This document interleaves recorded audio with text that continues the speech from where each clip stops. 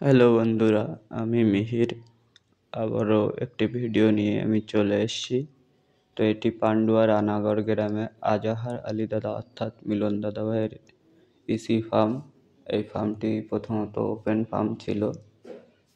ফার্মটি প্রায় 17 থেকে 18 বছর পুরনো এবং ফার্মের টেক্সচারটা কোথাও বা বেঁকে আছে, কোথাও বাঁশগুলি একটু খারাপ হয়ে আছে।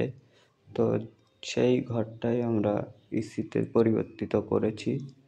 তো আমরা চেষ্টা করেছি যথেষ্ট ফিনিশিং আনার।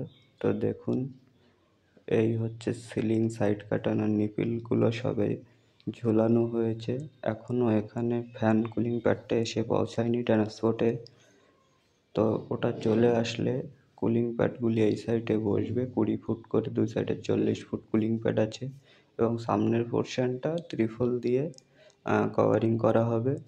তো দেখুন, ভিতরের এই হচ্ছে সিলিংয়ের কন্ডিশন। এখনও ধরুন দড়িগুলো পড়বে। আর দাদা এখানে খাবারের পাত্রগুলো ঝোলানোর জন্য সাইড দিয়ে এই যে খুঁটিগুলো দেখছেন, এই খুঁটি দিয়ে বাঁশ মেরে নেবে। তো ওটা সব ফার্মে আমরা হচ্ছে বলে দিই কীভাবে একটা ফার্মে একটা লোকেশানে আসে। এটা হচ্ছে দাদার অফিস রুম, আর এই হচ্ছে কন্ট্রোলার বক্স। এই কন্ট্রোলার বক্সটা এই অফিস রুমেই থাকবে।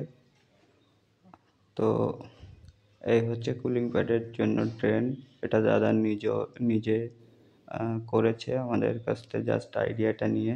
এই সাইডের কার্টেনগুলো দেখুন, ঘরটা কেমন আপ ডাউন, তার জন্য একটু ফিনিশিংটা কম এসছে। তো আমরা যথেষ্ট চেষ্টা করেছি যতটা ফিনিশিং আনা যায়। তো এই হচ্ছে দাদার ফার্ম। এই হচ্ছে সামনের পোর্শন থেকে দাদার ফার্মটি। তো